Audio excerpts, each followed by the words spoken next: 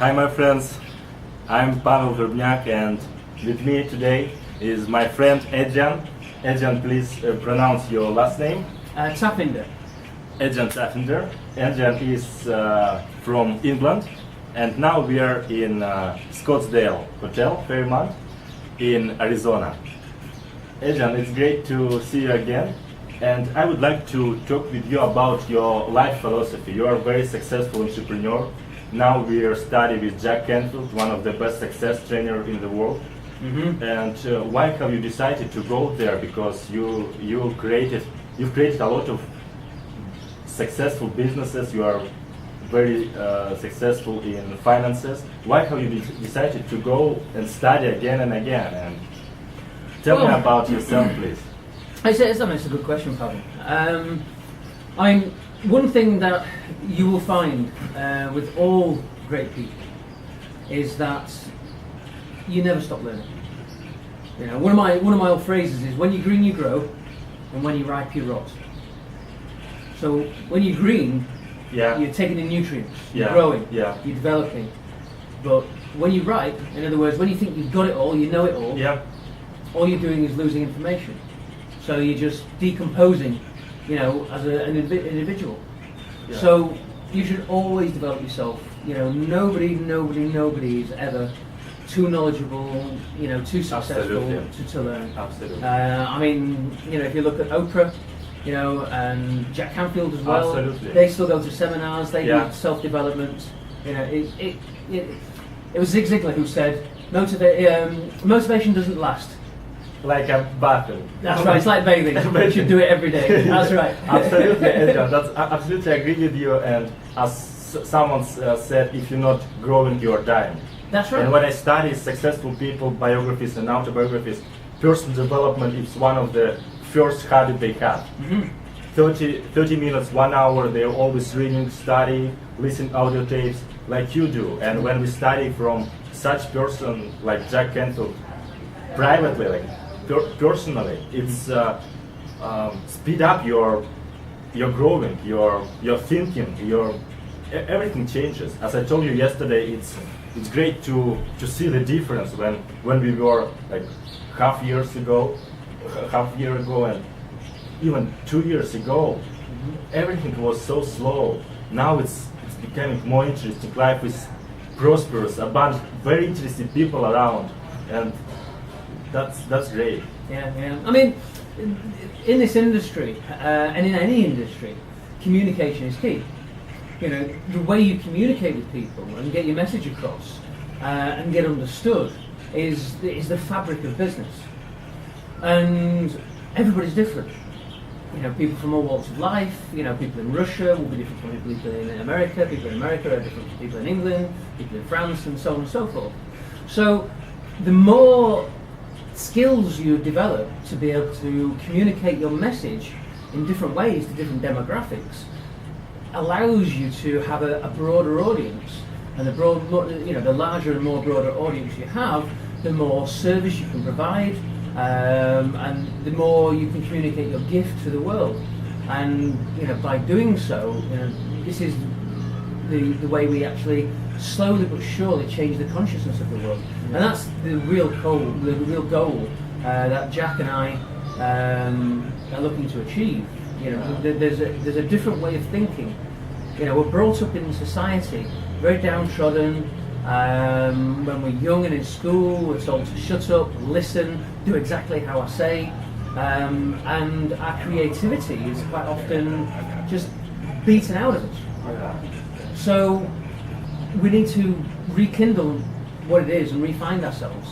And the only way to do that is by looking inside, seeing who you are, and you need the tools to do that. And the only way you're going to get tools is by somebody who's already done it. Absolutely. And already kind of worked out the methods and the ways, and you know, found their path. So by looking at their path and how they've achieved it and how they've found it, that will enable you to find yours. You know, not that you follow theirs, but you can almost use the same skills to be able to discover yours. And I think that is the key to success. Absolutely, Adrian. And one of the major, it's called iron law of the universe. It's the law of cause and effect. Yeah. If you do the same things that successful people do, you will have the same results. Yeah. Awesome. And tell me about your situation. I know you had some challenges in your first years. You couldn't read. I know your first book was this year, Jack Canfield, The Success Principles. Well, how you learn from others? Just talking or and well, I'm more of a visual learner. So I mean, I've been dyslexic all my life. I can't picture words. I can't, symbols and things like that. Is something I find a little challenging. So the written word is something I've always shied away from. I mean, at school, I actually had deals with my teachers that if I didn't do work during the class and they allowed me to go to sleep, I wouldn't disrupt the class. But it was because I was embarrassed that I couldn't read and write properly. Mm-hmm. I thought it was something up with me, but it was just the way my brain works is different. And this is the challenge with education. Education, everybody, has to fit the same model, and it's a very left-brained model. And if you're not familiar with what left brain and right brain is, your left brain is like a serial processor. Yeah, it's very structured, very ordered. It's what deals with maths and deals with your diary and what you've got to do next, and you plan for the day or the plan for the year, and all that kind of structured thought thinking. Mm. Whereas your right brain is your creative brain. It's more like a parallel processor. It doesn't process things one by one. It will process lots of things at the same time. Mm. So these are where musicians, artists, creative thinkers, visionaries, and things like that, they're very right brain. Now, I do have very strong both sides. You'll know when I go on my science kind of descriptions and I talk about quantum theory and how it links to this, that, and the other. That's my very left brain side. But as a whole, I am more right brain, and that kind of takes me off on journeys and tangents and things like that. So a structure of a conversation, often I end up somewhere and go, what the hell were we talking about? So keeping me on track, that way is one of the challenges. So that's kind of where I was at school. So I shied away from reading because of that, and mainly I watched YouTube videos, I watched lectures and all this kind of stuff, which is where I got a lot of my education from. Also, something which is becoming more and more recognised these days is meditation. Universal intelligence, universal energy. There's lots of different descriptions for this knowledge which is higher than ourselves. Yeah. Is out there. Everybody has the ability to access it, but not everybody does. And this knowledge base, this is where ideas come from. Mm. And there's always been an argument. Are ideas created or did they already exist? And it's a bit of a paradoxical kind of scenario, because when you embrace universal intelligence, in essence, all ideas already exist. You just haven't tuned into them yet. So I've been able to develop certain ways of tuning into this. This is where all my inventions that I'm developing, the ideas from my books, some quantum theory ideas that I've got about dark matter and dark energy. I've come to these epiphanies through meditation, not necessarily through reading books or through watching lectures or reading other people's work. I've quite often come up with theories all of my own, as if they come to me. What I liken it to is, if you ever watched The Matrix, and he sort of like he plugs himself in, and then he puts the disc in and he downloads and he goes, I know Kung Fu. Yeah? Well, it's almost like that for me when I have these ideas. They come streaming in. It's like a data stream, gigabytes of data. I see schematics and drawings and all these kind of images flashing up in my head, and all of a sudden, so that's how it works. And then I'll do some research, and on some of the quantum theories that I had, multiverse theories and things like that. Before I, discovered them, I kind of postulated them and then done some research, and after a few months of research found that somebody's written a paper on something which is very similar to what I thought. But everybody can access this. It's a skill that you can learn.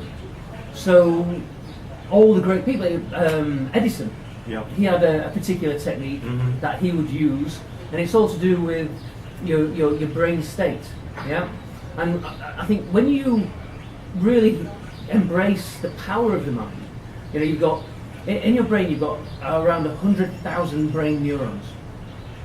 Each brain neuron has between 1,000 and 10,000 connections between other brain neurons.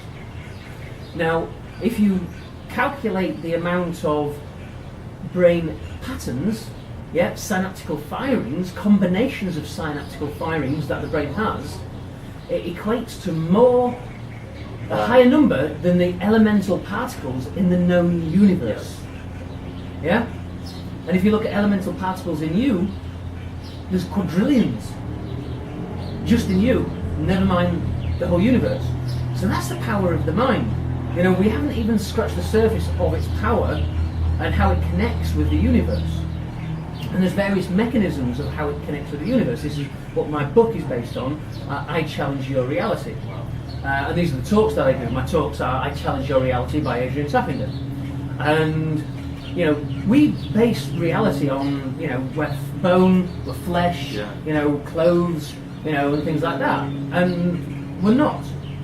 The thing is when, and this is quantum science, this is just, normal atomics and things like that. And this is what's happening with CERN, the Hadron Collider. We're looking at what we're made of. I mean, they're getting the very basics. They're getting a stripped down hydrogen, particle and throwing it down near the speed of light and breaking them up and seeing what falls out. But the problem is that as we look at what we're made of disappears. The act of looking at a particle changes it. Yeah? We've had experiments where we look at an electron and then it disappears and reappears somewhere else. We've actually had experiments, and get your head around this, where we view the same electron in two different pieces of space at the same time. So the same thing is existing in two different places. So how is that possible? Yeah, the same situation with during Cold War. There was something invited. I can't say.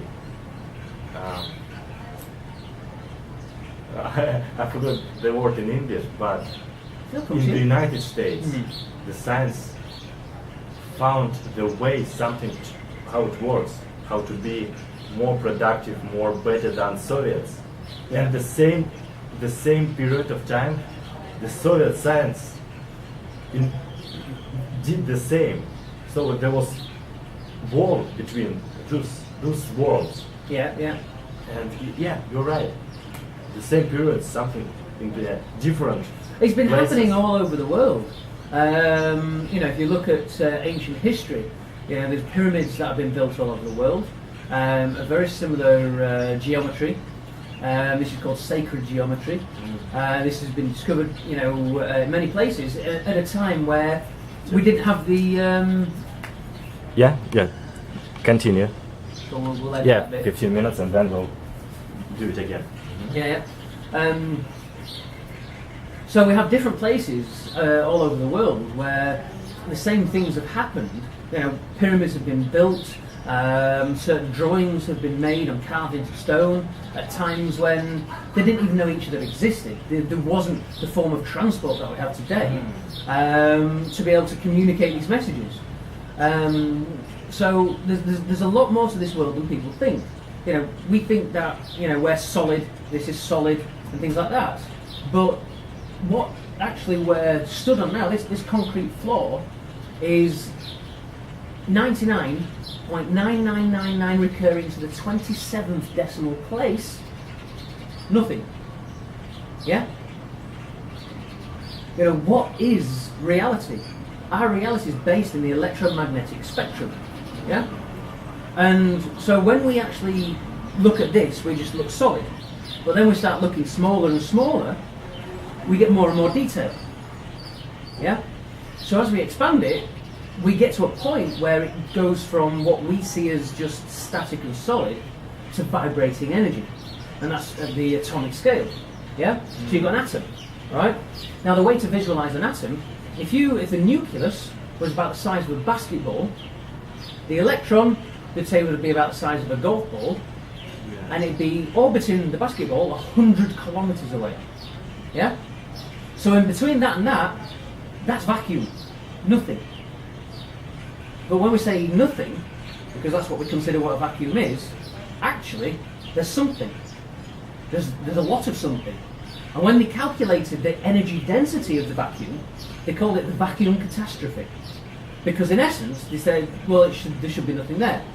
But when they calculated the amount of energy contained in a vacuum, in an atom, it equated to the equivalent amount of energy in the visible universe.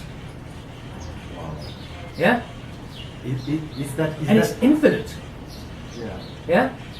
So the amount of energy in one atom of what you're made of is infinite. Is that your book about everything? And my book will be covering all these aspects. Yeah, Adrian, and how will it, what's the topic of the book? How people can find it? Well, as I say, it's not out yet. It's probably going to be out in the next few months. It's called I Challenge Your Reality. Yes, you told that. And it's literally getting you to recalibrate the way you view you as a human being, yeah? The functions you have in your human body. It's like, another interesting bit of information that a lot of people don't know is your heart is 40% brain. 40% of the cells in your heart is a brain.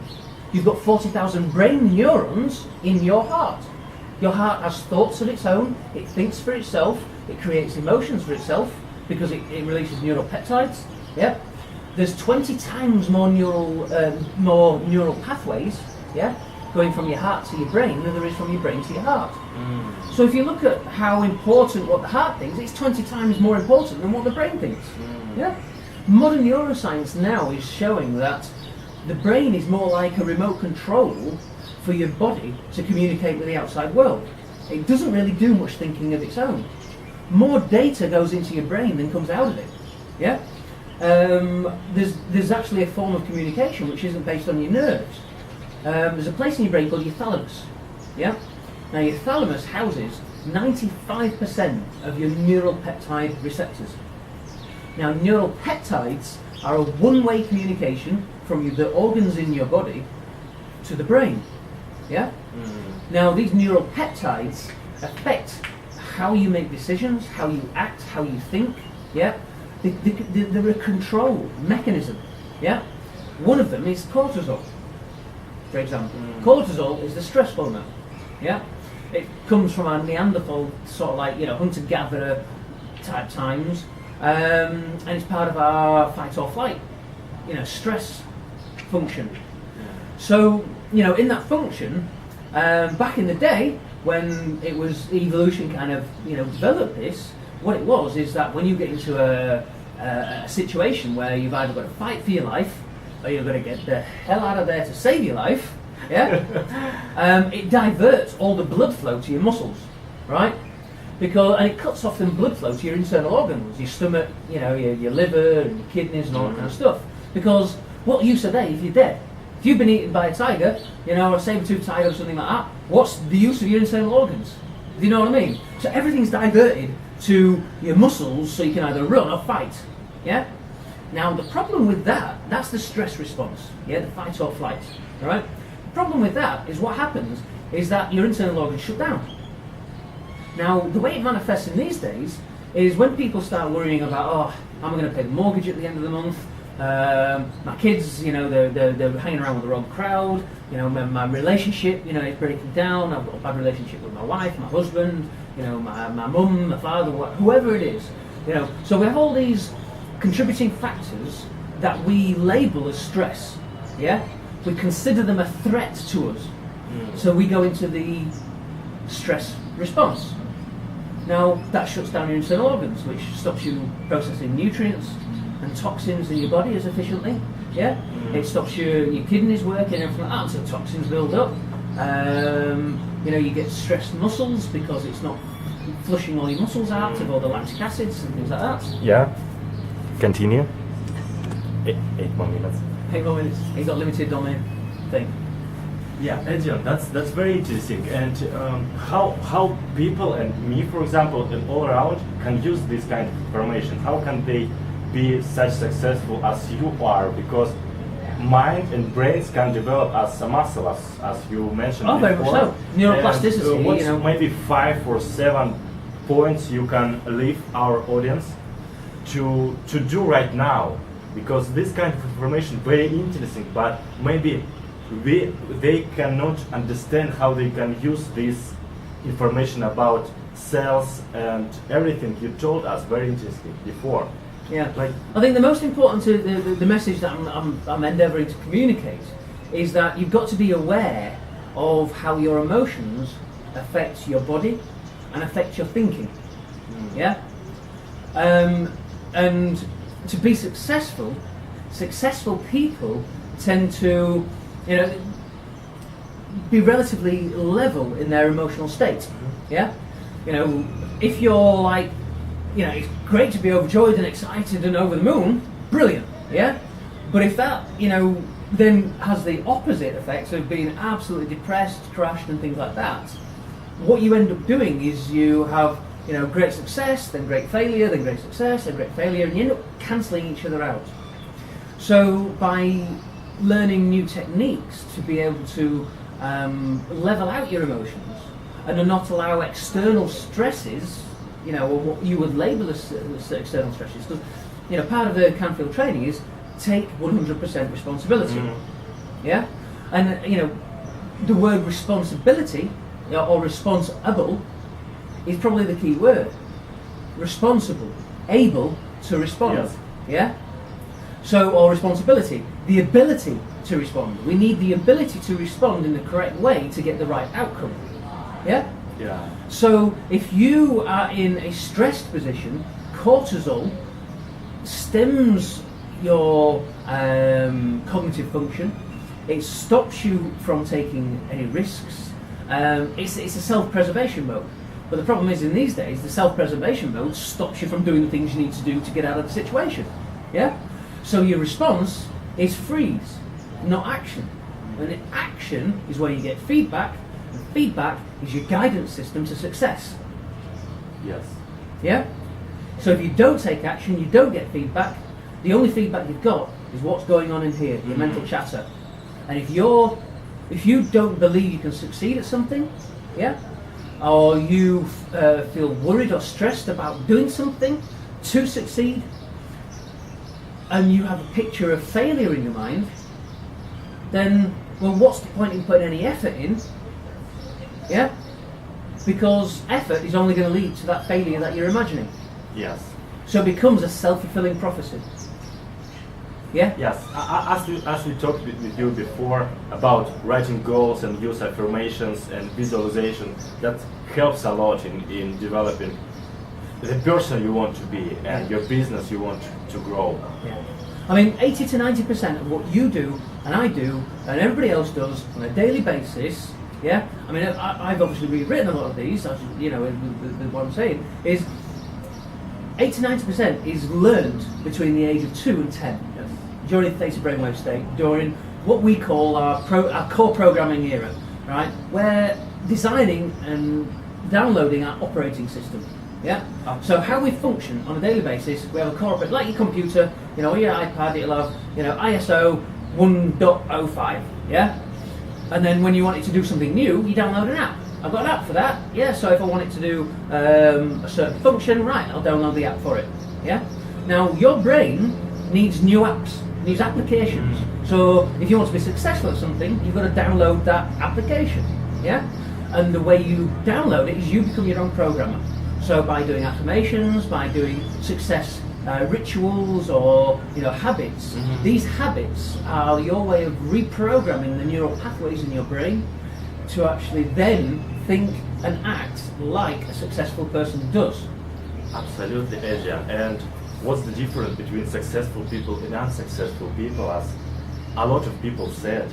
like Jack Cantor, Brian Tracy, Tony Robbins, that successful people just have successful habits and unsuccessful habits. And what you mentioned before about thinking, what to think about, what we become what we think about most of the time. Yeah. So successful people think what they want and how to get this. Yeah. And unsuccessful blame others, they're negative about everything. Yeah. And that's great what you told before, that habits all learned. And people, we as a baby, born with almost no fears at all, just two fears in born: fear of loud noises and fear of failing. And absolutely everything can be learned and unlearned. And when we do what successful people do, how they think, how they act, how they build their incomes and everything, it's the same. They will be the same results. Yeah, and the difference is in the learning is between 2 and 10, you're in theta brainwave state, it bypasses your rational part of your brain, so you're not rationalizing the data that's coming in. Yeah, you see someone running and screaming because there's a flying insect in the room, you go, right, 101, when I see a little black flying thing, that's what I do, I run around screaming, yeah? And that's where you get phobia from. You don't learn it, you inherit it.